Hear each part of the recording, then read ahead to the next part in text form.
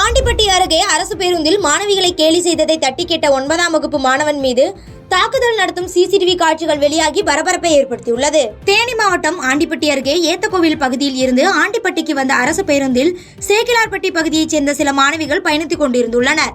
அப்பொழுது அப்பேருந்தில் பயணித்த கல்லூரி மாணவர்கள் சிலர் கேலி செய்துள்ளனர்.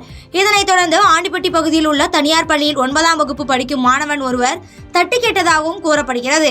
இதில் ஆத்திரமடைந்த கல்லூரி மாணவர்கள் 9ஆம் வகுப்பு மாணவனை ரெங்கம்பட்டி விளக்கு அருகே பேருந்து நிறுத்தத்தில் அடித்து கீழே தள்ளிவிட்டு தாக்கியதாகவும் கூறப்படுகிறது.